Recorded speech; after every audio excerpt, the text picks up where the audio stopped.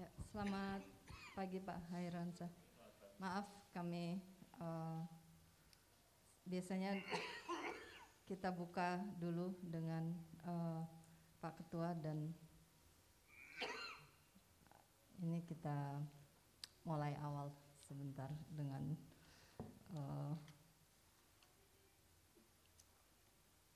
dari saya. Pertama-tama selamat atas pencapaian tahapan ini Pak Hairansyah.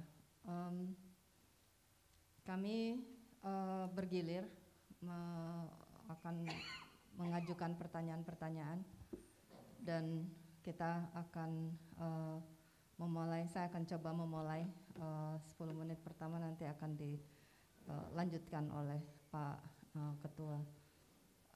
Pak Hairansyah, sebagai petahana mungkin bisa memberikan gambaran kepada kami tentang motivasi Pak Hairansyah untuk mengikuti atau untuk menjadi komisioner di 5 tahun berikutnya. Kira-kira apa motivasinya dan apa kaitannya dengan 5 tahun yang capaian 5 tahun yang sudah berjalan. Silakan Pak.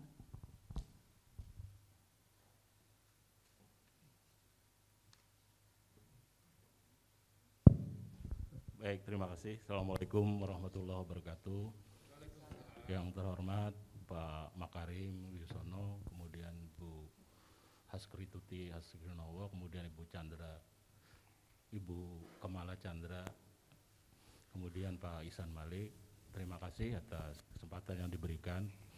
Pertama tentu dengan motivasi saya untuk periode kedua ini adalah bahwa memang terkait dengan fungsi dan kewenangan Komnas HAM dalam rangka untuk mengembangkan kondisi hak asasi manusia di Indonesia, dan yang kedua meningkatkan perlindungan dan penegakan HAM. Saya merasa masih dalam periode pertama masih banyak hal-hal yang perlu ditindaklanjuti terkait dengan proses kemajuan dan penegakan hak asasi manusia di Indonesia. Dan tentu harapannya adalah dalam periode yang akan datang, peran saya dan kewenangan yang diberikan sebagaimana di Undang-Undang 39 itu bisa dilaksanakan atau ditindaklanjuti terkait dengan berbagai macam kasus-kasus pelanggaran HAM yang masih terjadi di Indonesia. Nah, kemudian juga saya merasa bahwa masih ada beberapa hal yang perlu diselesaikan, dalam artian dimaksimalkan untuk periode yang kedua ini.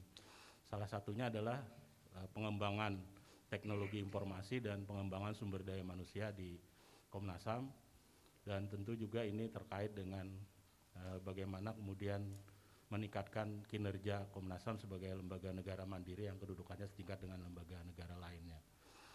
Nah, saya berharap dengan 2 periode di Komnas HAM, apa yang sudah dilakukan di periode yang pertama itu ada keberlanjutan di periode yang kedua ini. Demikian. Ya, terima kasih. Pak Hairansyah, tentu kerja di Komnas HAM tidak akan pernah berakhir ya. Maksudnya bahwa ada pekerjaan-pekerjaan yang masih harus diteruskan, yaitu kondisi fakta realitas kita ketika kita menjadi salah satu stakeholder untuk memastikan bahwa mekanisme ini berjalan terus. Tapi mungkin mohon kami diberikan gambaran yang lebih spesifik terhadap peran khususnya Pak Hairansyah. Apa yang dari peran khusus yang selama ini dimainkan yang dianggap penting untuk diteruskan. Jadi khusus tentang peran yang dimainkan Pak Hairansyah selama 5 tahun terakhir. Terima kasih. Baik, terima kasih. Yang pertama adalah di periode pertama kemarin saya menjabat sebelum sekarang ini, di 2,5 tahun yang lalu adalah Wakil Ketua Internal. Pada saat kita masuk ke Komnas HAM ada problem serius soal Komnas HAM, itulah soal tata kelola kelembagaan. Nah, sebagai wakil ketua internal saya mengurusi di bagian SDM dan keuangan serta bagian internal Komnas HAM. Pada saat itu saya bersama-sama dengan beberapa komisioner memutuskan untuk membentuk tim tata kelola kelembagaan yang bersifat independen. Waktu itu kita tunjuk Pak Eri Riana untuk menjadi ketua tim dan beberapa orang lain yang terlibat dalam rangka untuk memastikan proses tata kelola kelembagaan di Komnas HAM itu bisa dilakukan proses perbaikan dan evaluasi. Ya, kemudian ada proses asesmen terhadap pihak-pihak yang selama ini berada di Komnas HAM, yang kemudian salah satunya adalah proses restrukturisasi internal di tingkat staffing misalkan. Nah, itu berpengaruh sangat kuat terhadap kinerja Komnas HAM kemudian. Yang kedua adalah tentu penguatan dan peningkatan kapasitas kelembagaan, di mana salah satu rekomendasi yang diberikan oleh tim tata kelola pada saat itu adalah pengembangan teknologi informasi dan pengembangan sumber daya manusia. Saya melihat bahwa memang kalau komisioner paling maksimal 2 periode gitu. Tapi staf yang ada di situ di Komnas HAM bekerja baik dia sebagai ASN maupun tenaga kerja yang PPNPM misalkan, mereka akan terus berada di Komnas HAM dan tentu akan mewarnai sebagai pihak yang memberikan dukungan terhadap kerja-kerja komisioner dalam rangka pemajuan dan peningkatan perlindungan dan penegakan hak asasi manusia. Nah, dari situ saya artinya berkontribusi dalam rangka meningkatkan tata kelola kelembagaan. Selain SDM dan terkait dengan teknologi informasi juga adalah terkait dengan standar operasional prosedur. SOP-SOP di Komnas HAM tentu kita evaluasi dan kemudian ada beberapa yang dilakukan proses perbaikan. Dan itu dalam rangka misalkan di tingkat penerimaan pengaduan, bagaimana respon secara cepat terhadap pengaduan-pengaduan yang masuk dan kemudian memastikan dengan kekuatan sumber daya manusia yang tersedia, kita bisa lebih efektif melakukan penanganan. Maka ada istilah kasus-kasus urgent yang perlu segera dilakukan penanganan dan kemudian bagaimana memperlakukan setiap pengaduan yang masuk itu sesuai dengan ketentuan pasal 91 misalkan ada yang memang harus segera ditindaklanjuti karena memang memiliki dimensi pelanggaran hak asasi manusia, dugaan pelanggaran hak asasi manusia, tapi juga ada kasus-kasus yang sebenarnya bisa ditindaklanjuti oleh lembaga lain sehingga perlu hanya diberikan saran dan rekomendasi kepada lembaga lain yang berwenang. Sehingga ini juga menurunkan jumlah penanganan yang harus dilakukan oleh Komnas HAM supaya terseleksi sejak awal. Sehingga kita lebih fokus memang kepada kasus-kasus urgen yang berdimensi yang bisa langsung berimplikasi luas terhadap masyarakat. Itu yang pertama ketika saya menjadi wakil ketua internal. Yang kedua adalah ketika sekarang saya menduduki jabatan sebagai koordinator subkomisi penegakan HAM, komisioner mediasi. Di bagian mediasi dari awal kita melihat peran mediasi HAM itu menjadi peran yang sebenarnya cukup strategis dalam konteks perlindungan dan penegakan dan pemenuhan hak asasi manusia di Indonesia. Hanya dia tidak terlalu populer sebagaimana bagian dari pemantauan dan penyelidikan. Karena sifatnya memang adalah bagian dari upaya melakukan perdamaian kedua belah pihak melalui musyawarah dan proses perundingan. Tapi dalam konteks pemenuhan hak-hak korban, sebenarnya dia dalam beberapa hal bisa langsung terpenuhi ketika memang ada kesepakatan-kesepakatan di para pihak, itu ketika ada hasil musyawarah itu tercapai kesepakatan. Atau kemudian walaupun dalam kerangka hak asasi manusianya ada hak yang tidak bisa terpenuhi secara langsung, misalkan ada problem hak atas tanah, hak atas agraria, karena memang ada regulasi yang tidak memungkinkan mereka untuk bisa mendapatkan haknya, tapi hak-hak mereka yang lain itu bisa terpenuhi ketika misalkan hak atas pendidikan, hak atas kesehatan yang dimiliki kewenangannya oleh pemerintah itu memungkinkan untuk bisa dipenuhi. Jadi saya melihat mediasi itu menjadi posisi peran yang strategis. Sehingga apa yang perlu saya lakukan adalah pada saat itu mendorong sebagaimana Presiden sudah mengatakan perlu adanya jabatan fungsional. Jadi tidak hanya jabatan struktural tapi ada jabatan fungsional, maka kita mendorong waktu itu adalah soal jabatan fungsional penata mediasi HAM yang tugasnya memang membantu komisioner sebagai bagian dari mediator, sebagaimana mediator otoritatif sebagaimana Undang-Undang 39 bahwa mediator dalam hal pelaksanaan tugas fungsi mediasi di Komnas HAM itu dilakukan oleh anggota Komnas HAM. Sehingga posisi teman-teman di staf mediasi adalah bagian penata mediasi. Ini penting dalam rangka meningkatkan karir dan posisi kejelasan mereka sebagai ASN. Lalu proses jabatan fungsionalnya akhirnya disetujui dan mulai berjalan sekarang ini. Dan ini juga bagian penting dalam rangka meningkatkan tata kelola di bagian mediasi, dalam rangka memastikan bahwa penanganan yang dilakukan oleh mediasi ini memang bisa dilakukan secara maksimal dan kemudian juga efektif dan bisa memenuhi hak asasi manusia. Demikian saya kira dua hal itu. Terima kasih. Mungkin pendalaman terakhir terkait dengan soal tata kelola kelembagaan, Pak Hairansyah. Ini sebenarnya dua-duanya mediasi juga. Jadi 5 tahun pertama atau di dalam periode yang saat ini Pak Hairansyah telah membuat fondasi perbaikan ya, baik karena ada tim independen, tata kelola kelembagaan dengan segala capaiannya, dan membuat sistem jabatan fungsional mediator. Kenapa artinya untuk 5 tahun berikut kan bisa saja apa yang fondasi yang sudah dibangun ini kemudian dikembangkan oleh darah baru komisioner.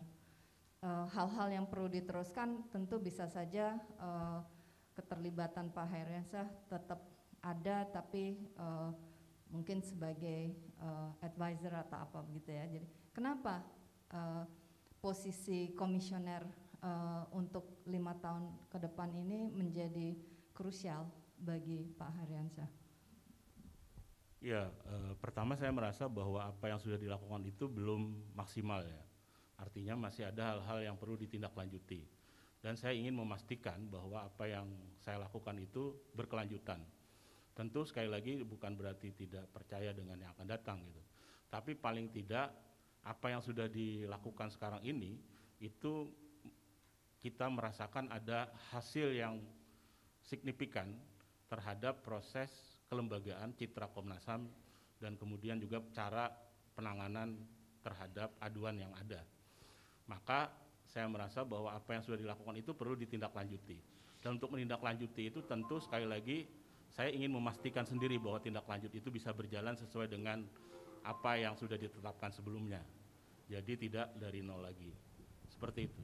Terima kasih. Waktu sudah habis. Saya persilahkan Pak Ketua. Terima kasih. Selamat pagi. Bismillahirrahmanirrahim. Assalamualaikum warahmatullahi wabarakatuh. Salam sejahtera dan juga selamat bertemu kembali ya Pak Hairansyah.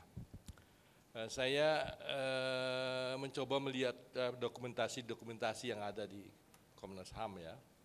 Saya membaca ya antara lain di Rentex itu ya, dalam rangka mewujudkan visi Komnas HAM, jadi tertulis itu ya. Ya apa saja yang telah ditetapkan atau diusahakan oleh Komnas HAM ya, yang misalnya tujuannya itu ya antara lain satu ya, saya quote aja ya, mengarus utamakan norma-norma HAM dalam penyelenggaraan negara. Coba tolong dijelaskan bagaimana hal itu dilaksanakan, apa masalahnya, apa yang menghambat, apa yang mendorong ya, yang sehingga itu. Jadi supaya kita itu bisa tahu bagaimana lembaga-lembaga negara lain atau penyelenggara negara lain itu bisa menghormati ya prinsip-prinsip hak asasi manusia itu. Silakan Pak. Baik, terima kasih. Yang pertama tentu sebagai kewajiban konstitusional bagi negara yang punya mandat untuk melaksanakan itu sebenarnya harusnya tidak menjadi masalah ketika memang arus utama ini harus dilaksanakan oleh mereka. Hanya dalam beberapa hal memang terjadi berbagai macam situasi yang melatar belakangi. Nah sehingga proses pengarus utamaan ini itu menjadi terkendala. Misalkan ada beberapa ketentuan yang seringkali dijadikan sebagai landasan oleh mereka untuk mengatakan tidak bisa memenuhi terkait dengan hak asasi. Saya ingin mencontohkan sebagaimana terkait dengan soal penanganan kasus di soal sektor agraria, penanganan kasus soal hak atas lahan.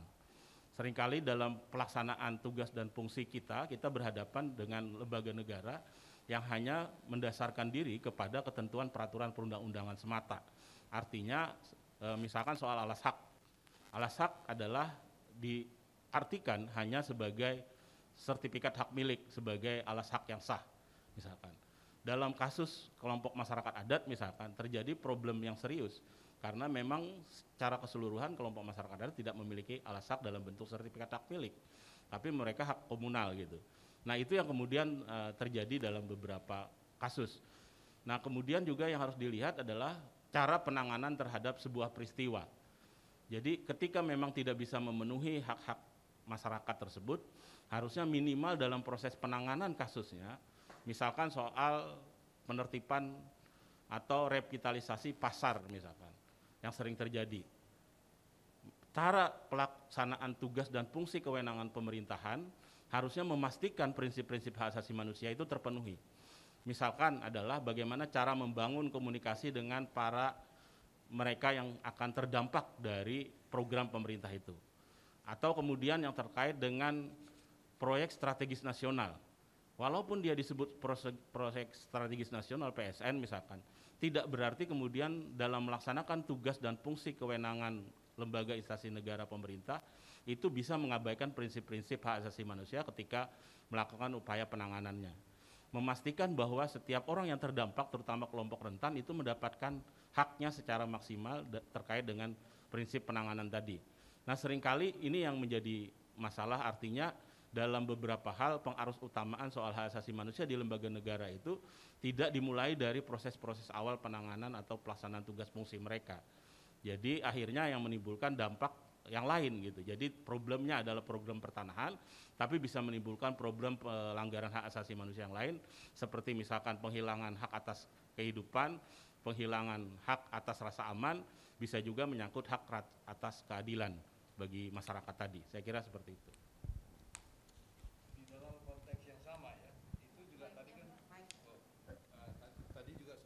Disebut oleh Pak Hairansyah ya, mengenai hal-hal yang menyangkut mengenai tujuan strategis ya. Tapi di dalam rencana strategis ke depan itu ya, memang diminta Komnas HAM untuk memperkuat peran strategisnya di tingkat nasional dan internasional. Jadi memang ini ada semacam perencanaan untuk itu. Ya, posisi strategis Komnas HAM sudah tercermin dalam mandat seperti Undang-Undang 39, Undang-Undang 40, Undang-Undang 26, ya, dan juga Undang-Undang 7 tahun 2017 ya. Tolong jelaskan bagaimana meningkatkan kerjasama strategis Komnas HAM selama 5 tahun ini. Ya, jadi langkah-langkah apa yang sudah dilakukan? Silakan. Baik, terima kasih. Jadi memang ketika bicara langkah strategis, maka kami juga menetapkan apa yang disebut dengan isu strategis. Karena sekali lagi dari 3.000-an lebih aduan yang masuk itu tentu harus dipastikan dengan kapasitas dan sumber daya manusia yang tersedia di Komnas HAM, bahwa ada 7 komisioner dan kemudian 300 lebih staf yang kemudian juga kalau kita bicara di fungsi itu di bagian pemajuan dan juga bagian penegakan jumlahnya tidak lebih dari 100, maka tentu harus dipastikan juga isu strategis yang dipilih supaya langkah strategisnya juga bisa secara maksimal bisa diselesaikan dalam waktu yang periodisasi anggota Komnas HAM. Pertama tentu terkait dengan isu strategis yang dipilih adalah berdasarkan dari jumlah aduan yang masuk ke Komnas HAM. Misalkan tadi isu strategis soal lahan, pertanahan gitu ya. Kemudian soal isu pelanggaran HAM berat yang harus diselesaikan masa lalu, dan kemudian juga terkait dengan intoleransi, ekstremisme dengan kekerasan, kemudian juga isu strategis soal akses to justice untuk peroleh keadilan, kemudian juga yang terkait dengan kebebasan berpendapat dan berkeyakinan secara berorganisasi. Nah, penanganan terhadap kasus-kasus itu kami kategori sebagai kasus-kasus yang urgent untuk ditangani ketika memang ada pengaduan terkait dengan itu.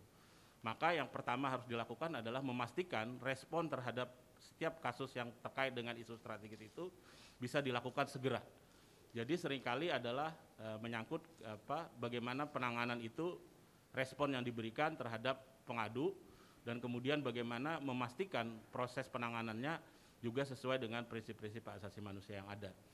Nah, dalam beberapa kesempatan misalkan komunikasi dengan lembaga negara lain itu diperlukan dalam rangka memastikan, karena Komnas HAM bukan lembaga yang menyelesaikan dugaan tidak terpenuhinya hak asasi manusia warga negara, tapi ada lembaga-lembaga lain yang sebenarnya punya kewenangan untuk melakukan itu, sehingga kerjasama bisa dilakukan, koordinasi bisa dilakukan, kemudian juga bagaimana memastikan hubungan kerja dengan lembaga-lembaga itu. Misalkan jumlah pengaduan terkait dengan kepolisian sangat besar di Komnas HAM, maka yang dilakukan adalah bagaimana membangun kerjasama, meningkatkan koordinasi dan meningkatkan penanganan kasus-kasus yang terkait dengan kepolisian itu sendiri, misalkan sebagai pihak. Yang kedua adalah terkait dengan agraria, misalkan dengan ATR BPN dan kemudian Kementerian Lingkungan Hidup dan Kehutanan, itu dilakukan pertemuan-pertemuan berkala. Jadi penanganan kasusnya tidak lagi sifatnya kasuistis gitu, tapi kita mencoba menarik kasus-kasus itu secara lebih strategis untuk memastikan sekali lagi bahwa lembaga terkait tersebut bisa melaksanakan tugas dan fungsinya sesuai dengan prinsip-prinsip asasi manusia tadi. Nah, berikutnya adalah media massa, itu juga menjadi penting. Bagaimana membangun citra di media melalui penanganan kasus yang ada. Sehingga misalkan ada meningkatkan kepercayaan publik. Kalau kita lihat dari survei dengan Kompas beberapa waktu lalu di 2020, 2021, 2022 misalkan, terjadi peningkatan kepercayaan publik dan pengetahuan publik tentang Komnas HAM karena memang salah satunya dari penanganan kasus yang dilakukan dan dari pemberitaan yang dilakukan oleh media massa. Nah, sehingga kita melihat itu menjadi sangat strategis untuk memastikan citra Komnas HAM yang lebih baik. Walaupun juga kemudian dalam beberapa hal memiliki kelemahan, misalkan karena adanya peningkatan kepercayaan lalu kemudian jumlah aduan yang meningkat dan termasuk ada keinginan untuk ditangani oleh Komnas HAM secara lebih maksimal dan masif. Padahal kapasitas Komnas HAM tidak cukup memadai untuk memastikan itu secara keseluruhan. Karena tadi juga ada kasus-kasus yang strategis, yang urgent saja yang perlu dilakukan karena dengan melihat kapasitas tadi. Sementara masyarakat, publik melihat melihat secara keseluruhan, secara umum gitu ya, tidak spesifik bahwa penanganan kasus yang dilakukan itu spesifik yang memang memiliki urgensitas tertentu yang bisa ditangani oleh Komnas HAM. Saya kira seperti itu. Kalau kita lihat ya, ketentuan perundang-undangan ya, misalnya saja dalam pasal 75 ya, dari Undang-Undang Nomor 39 tahun 1999 ya, itu dikatakan bahwa Komnas ya bertujuan untuk mengembangkan kondisi yang kondusif bagi pelaksanaan hak asasi manusia serta meningkatkan perlindungan dan penegakan HAM guna perkembangan pribadi manusia Indonesia. Ya, seutuhnya ya. Tolong dijelaskan ya, apa sekarang kondisi Indonesia ini sudah kondusif atau belum? Nah, kalau itu belum, apa yang sebaiknya dilakukan agar supaya itu terjadi? Silakan, Pak. Kalau kita bicara kondisi yang kondusif, tentu ada dua hal yang harus dilihat.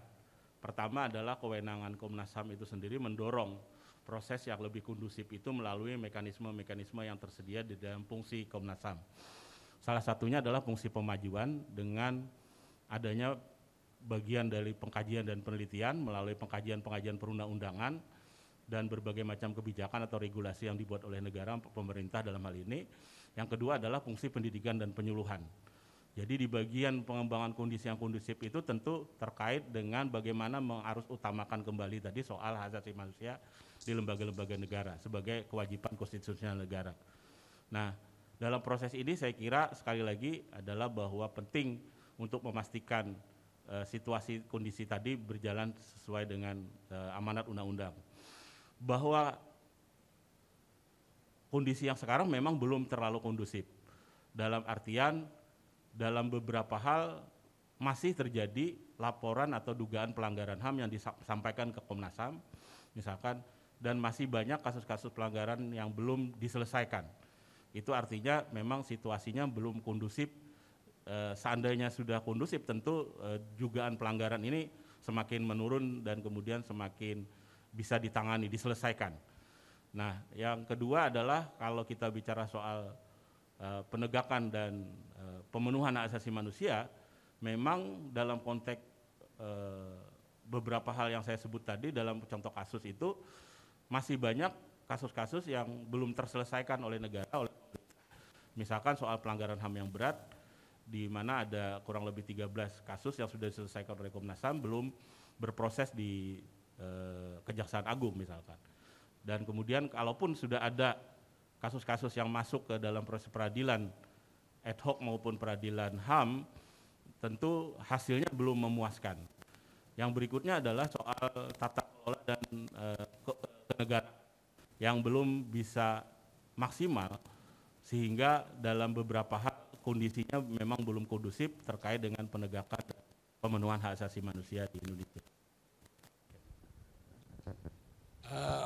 Saya sekarang mulai lebih spesifik, Pak ya. Masalah pelecehan seksual di masyarakat, khususnya di pesantren yang beberapa hari menghebohkan. Ya, bagaimana sebaiknya Komnas HAM berperan dalam memberhentikan kasus seperti itu? Dan apa langkah-langkah yang bisa dilakukan untuk deal dengan korban, deal dengan hal-hal yang bersangkutan dengan hal itu? Silakan. Ya, pertama tentu ini terkait dengan isu terkait dengan visi dan misi Komnas HAM itu sendiri. Adalah bagaimana terwujudnya Komnas HAM yang kredibel untuk kemanusiaan yang adil dan beradab. Jadi bagaimana kita mendorong keadaban dalam konteks kehidupan bermasyarakat. Yang kedua adalah terkait dengan proses penegakan hukum. Jadi kalau kita bicara persamaan di hadapan hukum, maka siapapun yang diduga melakukan tindak kejahatan, terutama ini kaitannya dengan kejahatan seksual, apalagi ada Undang-Undang 12 2022 misalkan tentang tindak pidana kekerasan seksual, maka hukum harus ditegakkan. Nah, problem terbesarnya sebenarnya tidak hanya di instrumen penegakan hukumnya atau aparat penegak hukumnya, tapi juga adalah kesadaran masyarakat terhadap bagaimana proses penegakan hukum itu dijalankan. Termasuk saya kira ketika di pelayanan penerimaan pengaduan di tingkat Polres, PPA itu misalkan, itu seringkali tidak memiliki sensitivitas terhadap para korban, terhadap korban. Sehingga seringkali penanganannya sebagaimana kasus biasa, tindak pidana biasa. Bahkan seringkali juga si korban mendapatkan perlakuan yang kemudian menjadi korban berikutnya, artinya bagaimana cara menghadapi ini. Komnas HAM satu hal yang perlu dilakukan sebagaimana mandat di Undang-Undang 12 2022 adalah melakukan pengawasan terhadap pelaksanaan ketentuan dalam undang-undang tersebut. Apa yang harus dilakukan adalah ketika penegakan hukum itu sendiri terkait dengan bagaimana tugas kepolisian dalam hal menegakkan hukumnya, apakah kinerjanya sudah sesuai dengan ketentuan dan protap yang ada, dan kemudian juga sensitif terhadap korban itu sendiri. Yang kedua adalah tentu terkait dengan bagaimana mengedukasi masyarakat publik secara umum gitu ya, bahwa ini sebuah kejahatan yang harus dipastikan penegakan hukumnya berjalan supaya tidak muncul keberulangan yang sama. Karena kan kalau kita melihat dalam beberapa kasus salah satu upaya penegakan hukum itu adalah bagian dari upaya untuk mencegah berulangnya kejahatan yang sama, baik pada pelaku yang sama maupun pada mereka yang lainnya yang akan melakukan kejahatan yang sama. Nah, memastikan itu saya kira adalah bagaimana proses penegakan hukum yang transparan dan terbuka dan kemudian tidak tebang pilih terhadap kasus-kasus tersebut. Berikutnya adalah kalau ini spesifik lembaga-lembaga pendidikan, kemudian saya kira apalagi lembaga-lembaga keagamaan, tentu di situ peran tokoh agama dan kemudian lembaga yang di atasnya, Kementerian Ristek dan Teknologi saya kira sudah membuat peraturan spesifik soal menghindari atau melakukan antisipasi terhadap kekerasan seksual di perguruan tinggi misalkan. Nah, tinggal yang di Kementerian Agama misalkan terkait dengan lembaga-lembaga pendidikan yang ada di bawah Kementerian Agama, bagaimana mengarus utamakan dan memastikan pencegahan terhadap tindak kejahatan seksual itu terjadi di lembaga-lembaga tersebut. Demikian. Pak Hairyansah ya, kalau kita perhatikan keberhasilan seorang komisioner ya, banyak tergantung juga bagaimana dukungan dari misalnya Sekretaris Jenderal, staf, dan bagaimana kantor perwakilan yang ada di 6 daerah itu. Coba berikan kepada saya ya gambaran ataupun penjelasan mengenai hal itu ya, karena saya mendengar sendiri kelihatan bagaimana Sekretaris Jenderal itu bisa keluar dari sini, karena itu ada keinginan daripada komisioner Komnas HAM itu ya, jadi supaya kita memiliki kejelasan yang lebih baik dalam hal ini. Silakan. Baik, jadi ini kan sebenarnya saling ketergantungan dan satu kesatuan yang tidak bisa dipisahkan antara dan kesekjenan. Tentu citra kelembagaan itu tidak ditentukan oleh hanya komisioner, tapi juga bagaimana kesekjenan dalam memberikan dukungan dan bekerja. Maka dipastikan juga bahwa nilai-nilai prinsip-prinsip hak asasi manusia itu ada dan hadir sebagai nilai-nilai yang ada di lembaga hak asasi manusia sebagai Komnas HAM tadi. Nah, maka diperlukan memang tidak hanya sekedar birokrasi dalam menjalankan fungsi kesekjenan, tapi juga memastikan prinsip-prinsip hak asasi manusia itu dikembangkan dalam proses pelaksanaan tugas fungsi kesekjenan. Jadi kita juga mendorong misalkan bagaimana nilai dan prinsip hak asasi manusia itu dikembangkan dalam hubungan kerja yang ada di Komnas HAM. Terutama kaitannya dengan bagaimana memastikan staf bekerja secara nyaman, secara aman, dan kemudian bisa memastikan juga tentang karirnya berjalan dengan baik. Nah, tugas sekjen tentu sekali lagi dalam konteks itu memastikan semua proses tadi bisa berjalan untuk memberikan dukungan secara maksimal. Nah, ketika memang kinerjanya tidak bisa memaksimalkan fungsi dan tugas kesekjenan tadi, tentu perlu ada evaluasi. Perlu ada evaluasi supaya tidak menghambat apa yang menjadi tujuan dan fungsi yang sudah ditetapkan oleh lembaga hak asasi manusia. Yang kedua adalah memang fungsi kantor perwakilan. Dalam tahap awal saya di Komnas HAM sebenarnya ada cita-cita yang ingin saya dorong, bagaimana lembaga perwakilan itu tidak semata-mata hanya sebagai sekretariat perwakilan, tapi sebagaimana yang sudah berkembang pada lembaga-lembaga negara mandiri lainnya seperti ombudsman misalkan, adalah menjadi lembaga yang memang juga bisa melaksanakan fungsi-fungsi secara lebih memadai. Jadi pilihan-pilihan kepada mereka yang ada di sekretariat perwakilan itu tidak hanya menerima pelayanan pengaduan saja atau kemudian hanya fungsi-fungsi pelayanan yang terkait dengan kesekjenan, tapi juga fungsi-fungsi yang lebih maksimal. Sehingga misalkan proses seorang kepala kantor perwakilan tidak cukup hanya dijabat oleh sebagai ASN misalkan, yang tentu dia akan terikat kepada ketentuan-ketentuan ASN itu sendiri. Tapi bagaimana dia dijabat juga oleh seorang yang memiliki independensi dalam melaksanakan tugas dan fungsinya, sehingga kantor perwakilan juga memiliki daya tawar terhadap lembaga negara lain atau pemerintahan yang ada di daerah, dan kemudian bisa menjalankan fungsi-fungsi yang lain sebagaimana yang dijalankan di tingkat pusat, terutama terkait dengan pemantauan penyelidikan, kemudian juga fungsi mediasi.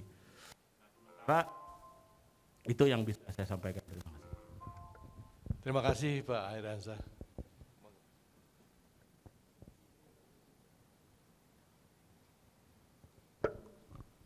Selamat pagi Pak Hairyansyah. Sehat ya Pak ya? Oke.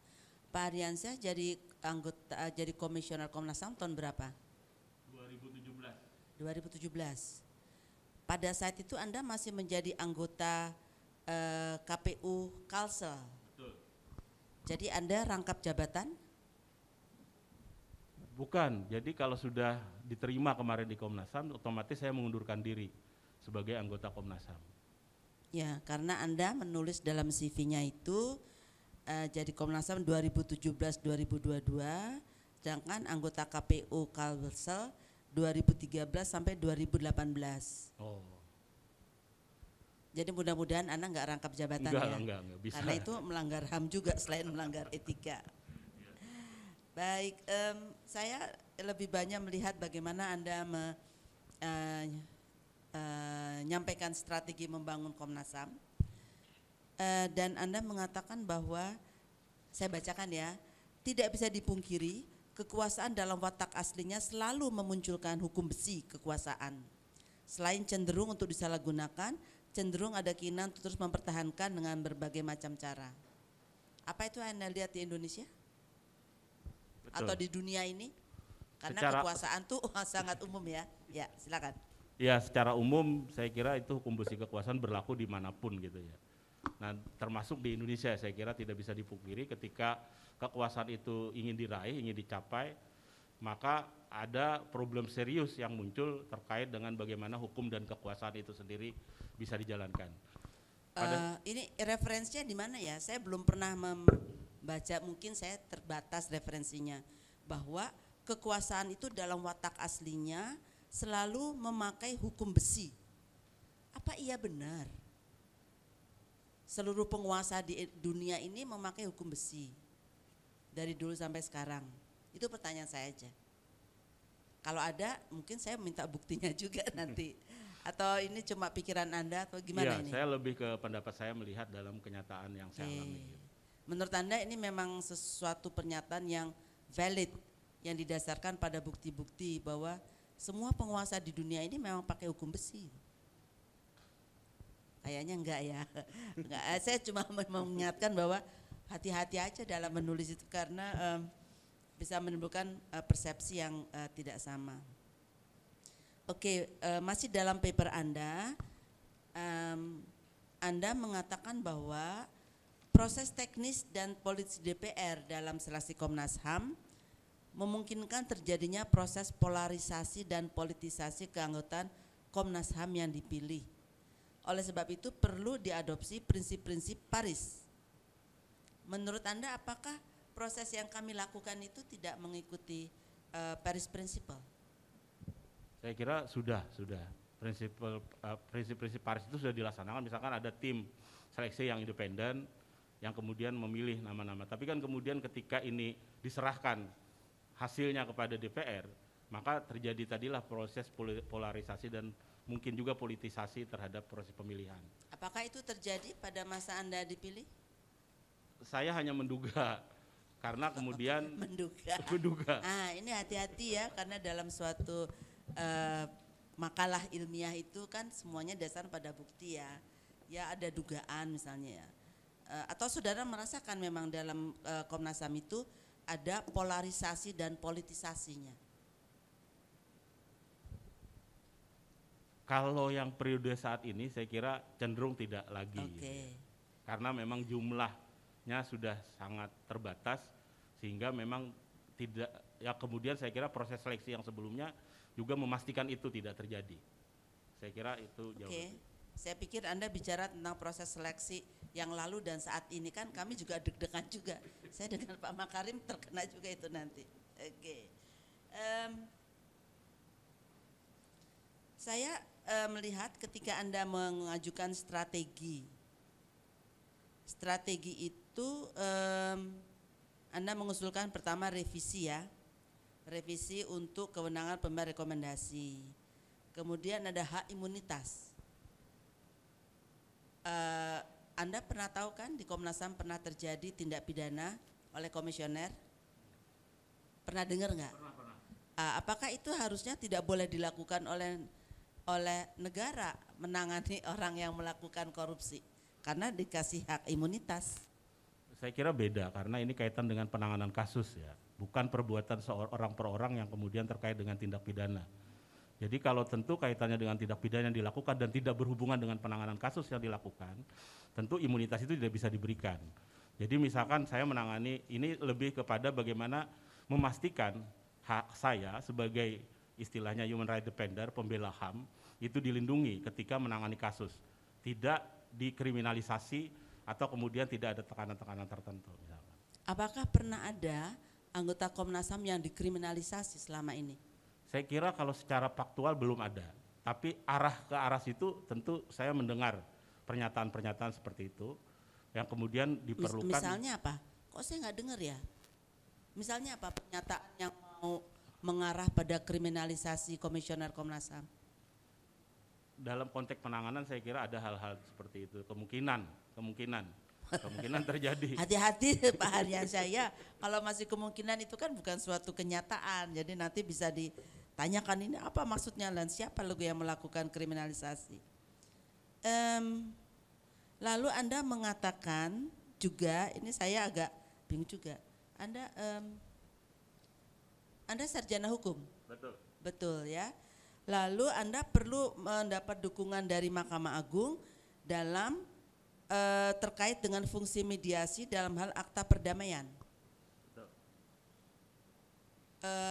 Boleh diterangkan bagaimana Komnas HAM itu menjadi bagian dari penegakan hukum? Jadi dalam ketentuan di Undang-Undang 9 tentang fungsi mediasi, salah satunya adalah disebutkan para pihak bisa mendaftarkan hasil kesepakatan perdamaian itu kepada pengadilan negeri setempat jika ada salah satu pihak tidak melaksanakannya. Nah itu untuk diberi ira-ira istilahnya demi berdasarkan atas ketuhanan yang Maha Esa. Nah ketika itu ingin didaftarkan ternyata pengadilan bilang tidak ada surat edaran Mahkamah Agung yang terkait dengan masalah tersebut. Padahal di undang-undang menyebutkan seperti itu. Sehingga ini tidak bisa dilaksanakan dalam beberapa hal. Dan menurut saya dalam banyak hal itu tidak bisa dilaksanakan. Nah sehingga memang diperlukan bagaimana beberapa kali kita melakukan pertemuan dengan Mahkamah Agung untuk memastikan itu. Dalam hal memastikan surat edaran Mahkamah Agung terkait dengan dimungkinkannya pendaftaran terhadap akta perdamaian yang dibuat oleh para pihak ketika proses mediasi dilakukan oleh Komnas HAM. Apakah mungkin Mahkamah Agung menganggap bahwa kompetensi untuk mediasi di Komnas HAM itu, apakah para mediator sudah mempunyai sertifikat untuk menjadi mediator? Jadi kalau kita menyatakan bahwa mediator di Komnas HAM itu mediator yang bersifat otoritatif. Karena Undang-Undang 39 menyatakan untuk melaksanakan fungsi mediasi dipimpin oleh seorang mediator yang merupakan anggota Komnas HAM.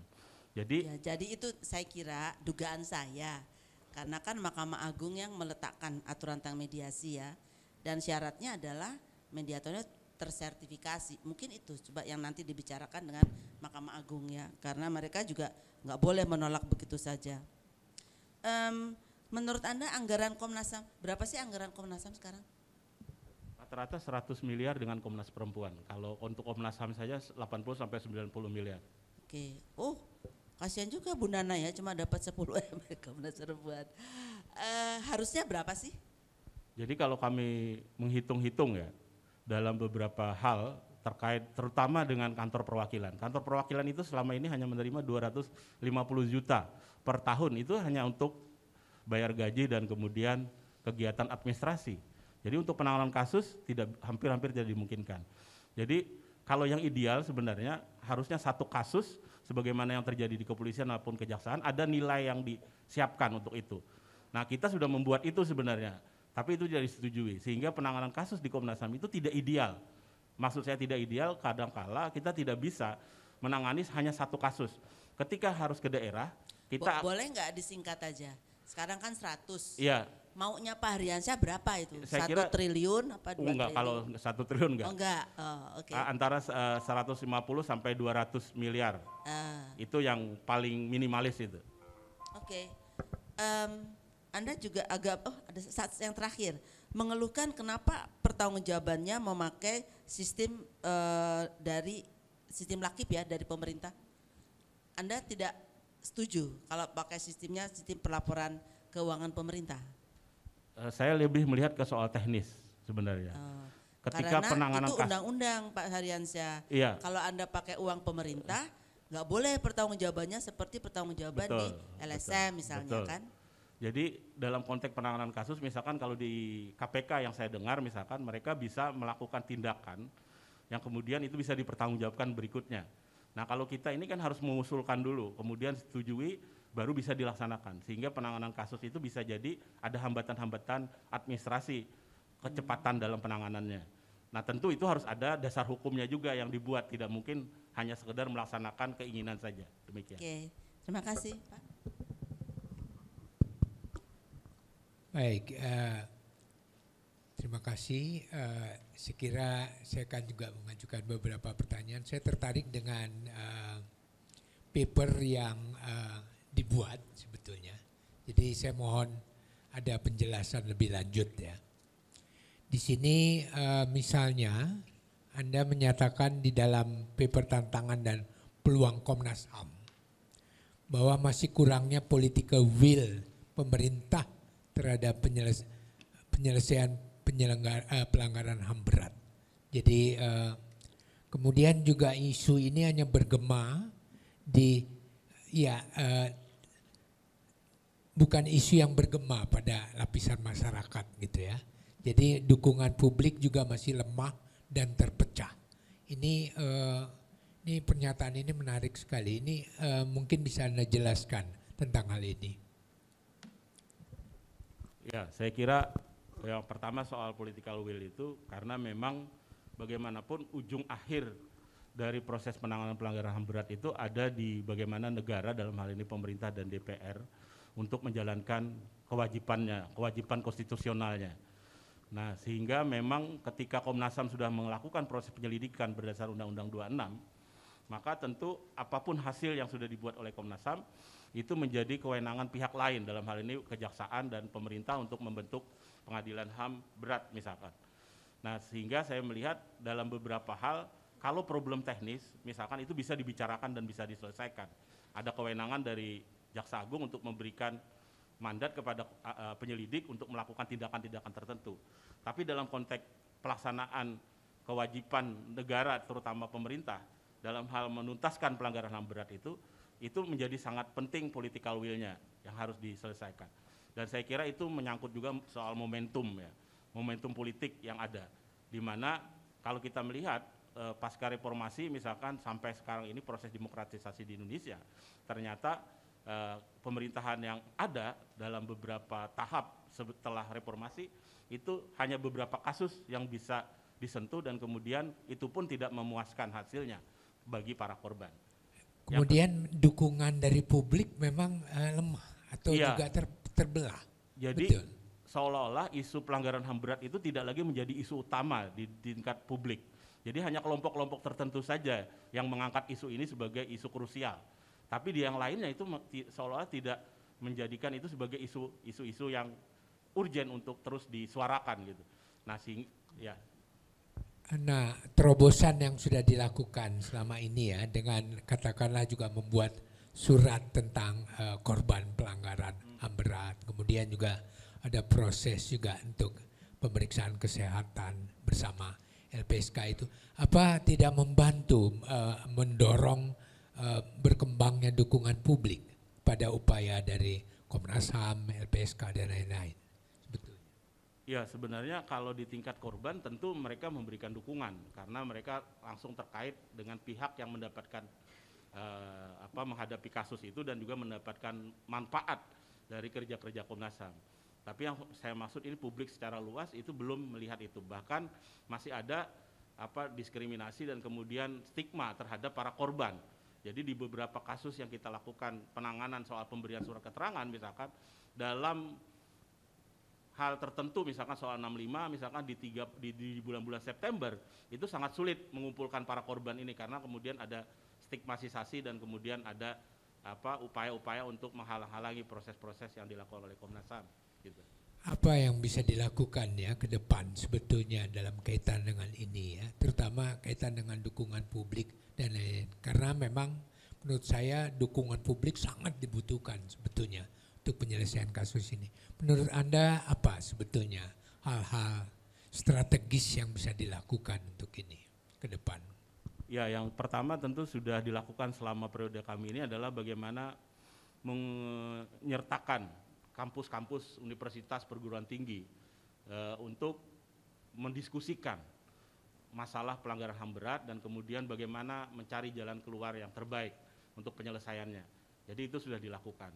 Jadi ada diskusi-diskusi di setiap kampus yang kita datangi dan kemudian dari situ kita juga mengundang media untuk menyampaikan informasi yang disampaikan itu.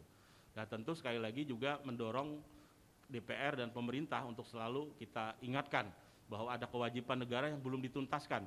Kalaupun kemudian ada pilihan-pilihan di luar dari penyelesaian yudisial, non-yudisial, maka tentu kita tetap mengacu kepada Undang-Undang 26 tahun 2000 tentang pelanggaran HAM yang berat, bahwa itu dimungkinkan dengan Komisi Kebenaran dan Rekonsiliasi. Tapi tentu harus ada landasan hukumnya yang kuat untuk melakukan itu. Ya, KKR kan nggak ada ya sekarang ya, karena memang dibatalkan gitu ya. Jadi memang pro justisia yang harus terus dikejar saya kira. Oke, kemudian saya beralih tadi juga ke melanjutkan yang soal mediasi. Kelihatannya Anda banyak sekali ya terkait dengan konflik agraria juga konflik lain. Apa pelajaran-pelajaran penting yang Anda dapatkan sebenarnya dengan mediasi ini? Karena terlihat tren sekarang ini kan pengaduan juga kepada Komnas HAM, konflik-konflik agraria ribuan sekarang ya yang mengadu dan juga makin meningkat kelihatannya dari tahun ke tahun ini. Nah, apa sebetulnya pelajaran penting yang Anda dapatkan selama menangani kasus-kasus ini, dan kemungkinan juga untuk ya katakanlah mencegah kasus ini kok semakin lama semakin membesar, banyak meningkat dari segi kualitasnya. Tapi juga upaya-upaya penyelesaiannya juga cenderung juga banyak yang tidak selesai. Kira-kira ini apa sebetulnya ya pelajaran dan juga langkah yang perlu Anda lakukan sebetulnya dalam kaitan dengan ini? Ya, pertama terkait dengan apa yang pelajaran penting dari proses yang saya lakukan, bahwa memang yang paling mendasar itu adalah soal akses to justice, hak untuk memperoleh keadilan. Jadi ketika masyarakat melakukan pengaduan, mereka ditangani, aduannya diterima, itu sebuah nilai yang sangat tinggi bagi mereka. Ada perhatian dari negara, terutama lembaga-lembaga negara mandiri, dari Komnas HAM misalkan, yang mereka mengatakan kami sudah melakukan langkah-langkah, berbagai macam langkah yang kami lakukan itu tidak berhasil, tidak ada penyelesaian terhadap kasus ini. Nah, ketika Komnas HAM melakukan penanganan, maka minimal kami ada kunjungan, ada upaya untuk mendengar dari para korban, kemudian ada solusi-solusi yang ditawarkan. Yang kemudian adalah juga menyangkut soal mempertemukan para pihak, yang menurut mereka selama ini ternyata tidak mudah. Ketemu dengan pemerintahannya sendiri itu tidak mudah. Tapi ketika Komnas HAM meminta untuk dilakukan proses musyawarah dengan melakukan mediasi, maka hadir pemerintah pada saat itu. Walaupun hasilnya misalkan tidak sesuai harapan mereka, tapi minimal mereka sudah mengeluarkan apa yang menjadi harapannya, dan kemudian pemerintah juga menyampaikan apa yang menjadi kebijakannya. Nah, di sisi lain sebenarnya pelajaran yang paling penting adalah satu hal yang paling mendasar, ketika satu kewajiban tidak bisa dipenuhi, maka ada kewajiban-kewajiban lain yang bisa dilakukan. Misalkan ketika hak atas mereka atas tanah itu tidak bisa diberikan karena memang terbentur oleh regulasi, maka hak-hak lain misalkan soal bagaimana hak atas pendidikan mereka, hak atas kesehatan mereka, kemudian juga hak atas rasa aman mereka untuk tidak diperlakukan secara sewenang-wenang, itu bisa dipenuhi misalkan dengan memberikan program-program tertentu yang kemudian itu bisa menjadi kesepakatan yang dicapai dalam proses mediasi itu. Nah, kemudian mencegahnya tidak berulang tentu sekali lagi adalah dalam konteks mengingatkan pemerintah ya, dalam hal ini sebagai penanggung jawab atau pemegang kewajiban duty barrier dalam konteks hak asasi manusia, mengingatkan selalu bahwa ada kewajiban-kewajiban konstitusional yang harus mereka penuhi sebagai negara, sebagai pemerintah, dan itu tidak hanya terfokus pada problem pemenuhan yang terkait dengan ketentuan atau regulasi yang ada. Nah, kalau kita bicara hambatan, tentu kembali lagi ternyata hambatannya itu justru ada di regulasi seringkali. Misalkan proyek strategis nasional, itu banyak menerima pengaduan soal itu. Ketika ada keberatan warga terhadap nilai kompensasi ganti kerugian terkait dengan pelaksanaan proyek tanah mereka, itu mekanismenya sangat dibatasi dengan hanya waktu 14 hari, dan kemudian harus melakukan gugatan secara sederhana ke pengadilan, yang rata-rata masyarakat tidak memahami mekanisme itu dan tidak memiliki sumber daya dan pemahaman yang cukup untuk melakukan itu. Dan ketika itu tidak ditempuh, maka dianggap semuanya disetujui misalkan. Dan itulah yang selama ini jadi hambatan utama ya.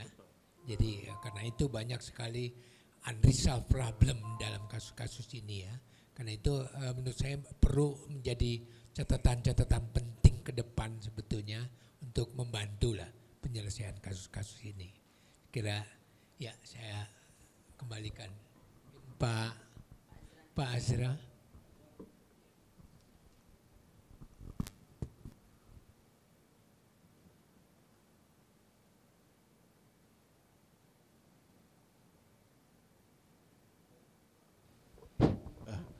Assalamualaikum warahmatullahi wabarakatuh. Ibu dan Bapak dan saudara Hariansah dan penggembira sekalian, mohon maaf terlambat, macet berlapis-lapis ya, sejak dari Pasar Jumat sampai ke Jalan Tamrin. Selamat saudara Hariansah, sudah sampai pada tahap ini ya. Saya mau tanya, sebetulnya Anda kan incumbent ya, petahana ya. Apa sih motif Anda maju lagi itu, kenapa itu? masih mau lagi gitu. Enggak cukup cuma sekali, masih mau lagi, itu kenapa? Ya, pertama memang ada banyak hal yang belum, menurut saya belum maksimal dilakukan terkait dengan berbagai macam penanganan yang dilakukan oleh Komnas. Yang kedua, belum maksimal itu dilakukan siapa? Dilakukan oleh Komnas HAM secara keseluruhan atau Anda sendiri? Anda tugasnya di bagian apa Komnas HAM itu? Menangani hal apa? kalau di tahap awal, periode awal itu saya di bagian wakil ketua internal, bagian tata kelola di keuangan dan sumber daya manusia. Oke. Yang kedua sekarang saya di bagian mediasi, subkoordinator Komisi Penegakan HAM. Oh, apa yang sudah dicapai itu dalam dua hal itu? Internal maupun mediasi. Menurut Anda prestasi apa yang paling bisa dibanggakan itu? Yang Anda boleh bangga lah, wah ini saya senang, bangga, memuaskan dalam pikiran saya apa yang sudah saya capai. Kira-kira apa? Ya, kalau di internal tentu lagi kaitannya dengan tugas saya sebagai wakil ketua adalah memastikan proses di Komnas HAM tata kelola kelembagaannya berjalan dengan baik. Nah, pada tahap-tahap awal kita masuk, kita tahu ada 2 periode waktu itu, 2 tahun berturut kita disclaimer dalam konteks keuangan dengan BPK. Nah, itu salah satu yang kemudian menjadi concern saya. Dan waktu itu kita memastikan tidak kita tangani secara sendiri, tapi kita membentuk tim tata kelola kelembagaan yang independen. Waktu itu Pak Eri Riana kita tunjuk sebagai ketua tim, dan kemudian ada rekomendasi yang diberikan. Salah satunya melakukan asesmen ulang terhadap seluruh staf di Komnas HAM. Itu di bawah koordinasi Anda? Saya sebagai wakil ketua internal. Lanjut. Yang berikutnya adalah soal standar operasional prosedur. SOP di Komnas HAM itu masih banyak yang lama gitu, yang belum dilakukan perbaikan dan perbaruan. Sehingga saya mendorong waktu itu, selain memang ini kaitan dengan Kementerian RB juga soal reformasi birokrasi, di mana ada kebutuhan untuk memastikan proses bisnis di Komnas HAM itu berjalan sesuai dengan tata nilai tata kelola kelembagaan yang baik, maka saya juga mendorong untuk perbaikan dan perubahan terhadap SOP yang ada, termasuk di SOP penanganan kasus. Dan kalau Anda terpilih ya kan untuk periode berikutnya, apalagi yang mau dilakukan ini supaya tata kelola Komnas HAM itu betul-betul berdasarkan prinsip good governance gitu. Apa ya lagi yang mau dilakukan? Ya, yang pertama tentu adalah menjaga apa yang sudah dicapai, prestasi yang sudah dicapai tadi untuk bisa terus dipertahankan.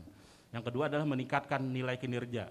Jadi selama ini kan nilai kinerja kita masih, kalau dalam RB itu masih di bawah, masih 60-70 gitu ya. Nah, tentu itu harus ditingkatkan lagi. Nah, yang berikutnya adalah tentu dalam beberapa hal saya merasa bahwa sistem tata kelola ini belum cukup stabil gitu ya.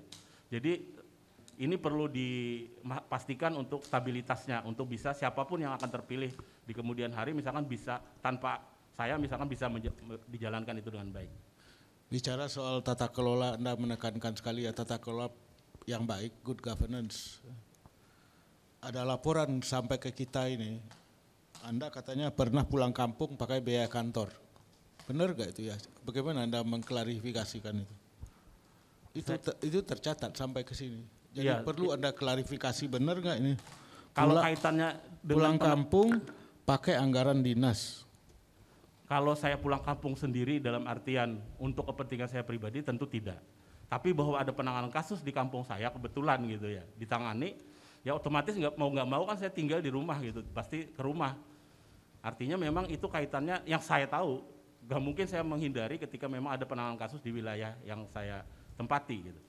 Jadi kalau secara pribadi saya meminta, saya ingin pulang, tolong dibayari itu enggak. Tapi kalau penanganan kasus saya yakin ada. Sekalian pulang gitu. Boleh nggak itu ya? Iya otomatis, karena saya biasanya tidak menginap di hotel, biasanya menginap di rumah. Boleh nggak itu Bu Tuti? Sekalian pulang, sekalian kasus gitu, boleh nggak? Tidak dilarang. Ya tidak dilarang. Juga ada laporan ke kita, Anda itu katanya ini mudah disetir oleh staf, benar nggak? Ini dirasa-rasakan aja, benar nggak? Anda selama ini disetir staf dan kalau masukan staf itu menurut siapa? Saya ya kalau masukannya bagus menurut saya juga terbuka gitu ya. Artinya tidak selalu kemudian apa yang kata saya, tapi tentu kita mendapatkan masukan itu juga penting.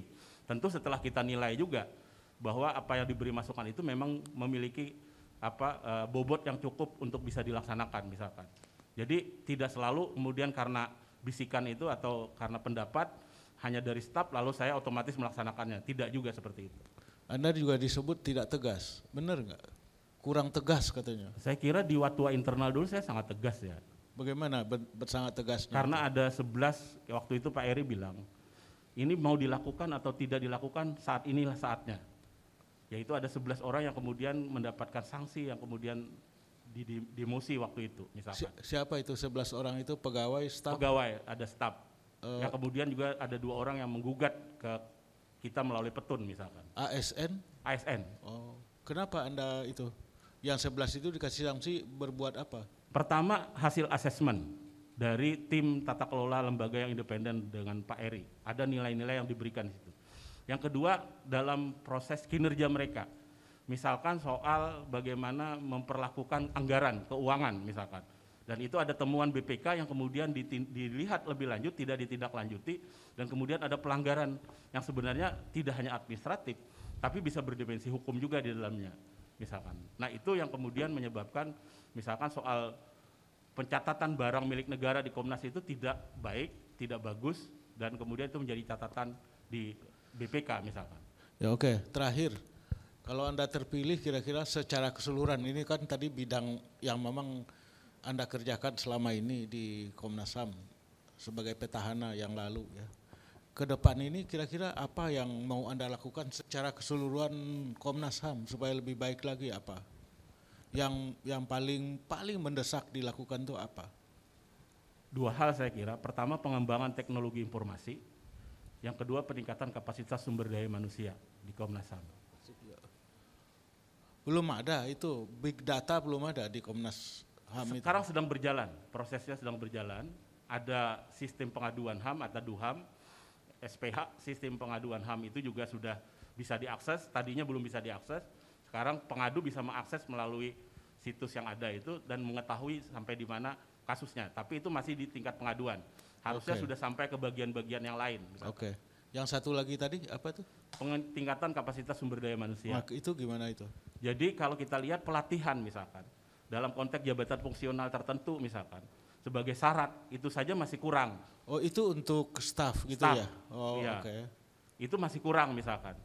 Yang kedua ini berimplikasi terhadap berbagai macam penanganan karena sebagian besar sumber utama penanganan itu ada di staf gitu ya. Kita komisioner tentu tidak bisa hari ke hari. Di Komnas HAM itu ada staf peneliti yang meneliti kasus-kasus membantu komisioner ada? Berapa banyak? Bagian-bagian. Jadi kalau di bagian penegakan yang saya tahu di mediasi itu ada 15 orang saja. Banyak ya. Di bagian penegakan, pemantauan penyelidikan itu hanya ada sekitar kurang lebih 20 orang. Mereka itu yang mau di training, ditingkatkan? Betul, ya, meningkatkan kapasitas mereka. Baik, terima kasih Pak Ketua, udah habis waktunya. Selamat. Terima kasih Pak Hairansyah. Jadi kita sudah mendengar jawaban-jawaban dan penjelasan serta visi Pak Hairansyah. Nah, ini nanti akan kita timbang-timbang dan kita akan sampaikan hasilnya kepada Pak Hairansyah dalam waktu yang tidak terlalu lama. Atas nama semua anggota panitia seleksi, saya menyampaikan penghargaan dan terima kasih. Terima kasih Pak.